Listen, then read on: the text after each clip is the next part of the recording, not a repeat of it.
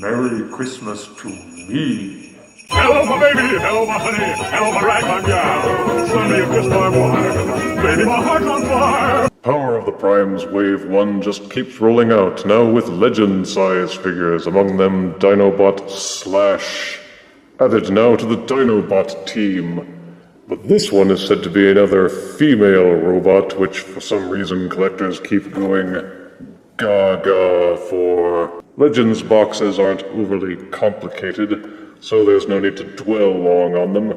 Character art is on the front and side panel, with studio shots on the back of both modes, along with a really short bio.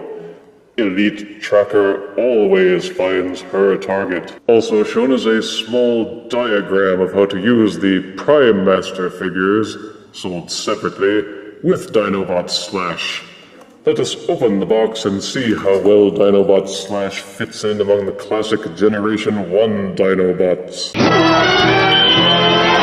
Out of box, little Slash comes with a wad of instructions and his collectible trading card.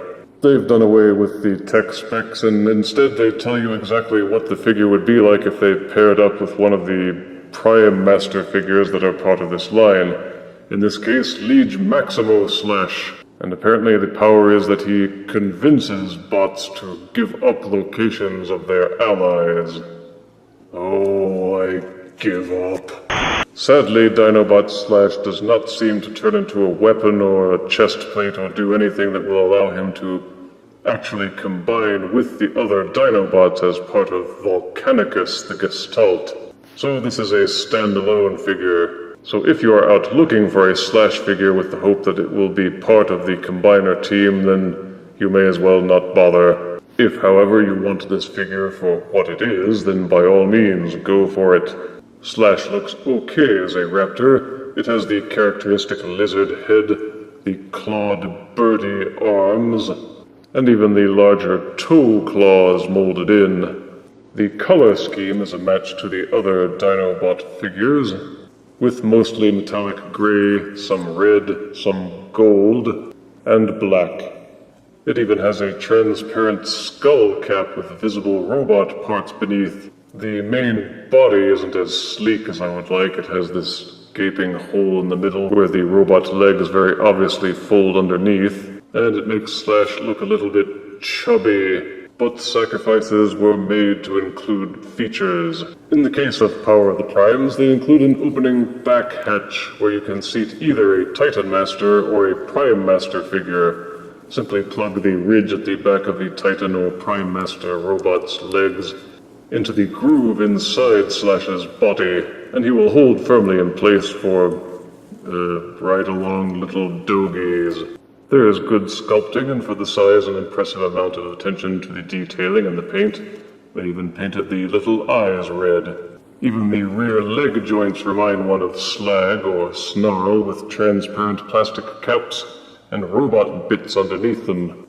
In his alt mode, Slash has articulation. For example, the jaw will open and close slightly. The birdie arms will rotate 360 degrees, but have no other articulation. The rear legs are tightly ball-socketed and will rotate 360 degrees, and also splay in and out a little bit. The knee joint will bend forwards until it is straight, and also bend backwards almost 90 degrees. The foot section is pegged in tightly and will not move, which is a blessing because, as you can see, if you nudge the dinosaur feet loose from the robot hands, suddenly the figure becomes unstable and won't be able to stand on its own.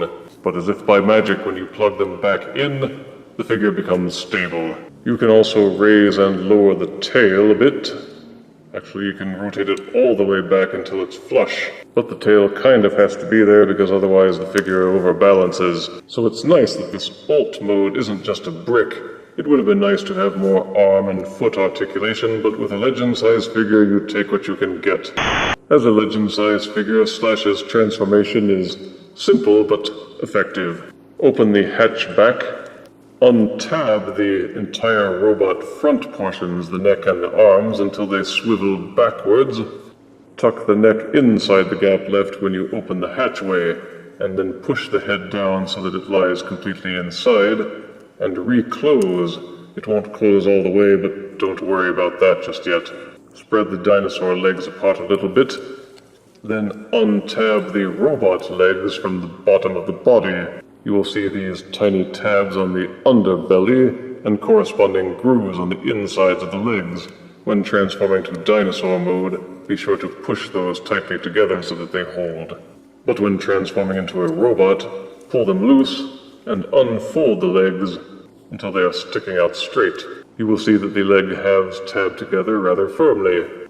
Ease them apart to separate the legs.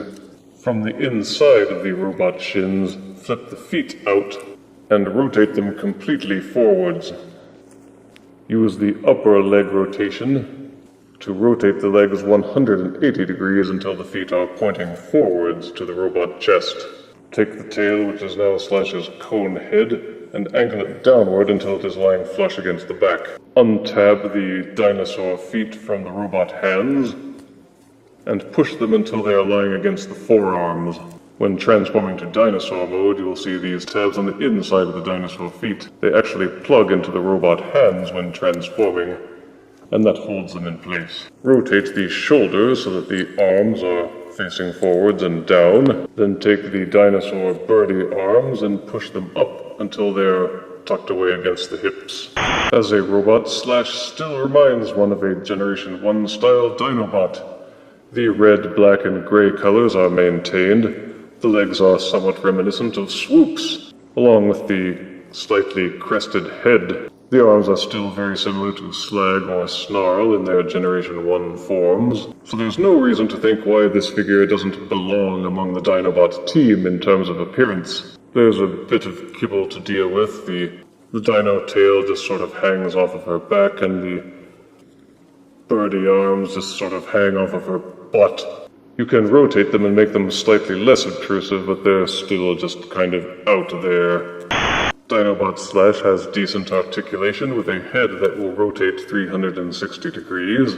The arms are ball-socketed and are rather tight, but they will allow for full 360-degree rotation and a decent amount of splaying. The elbows will rotate 90 degrees.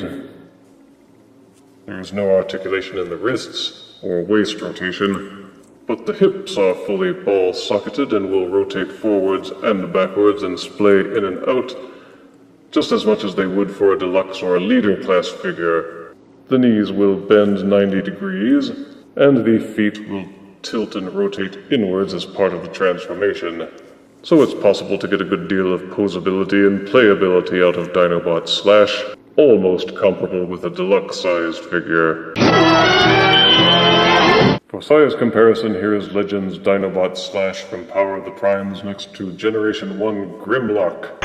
Here is Power of the Primes Legends Slash next to Generation 1 Snarl.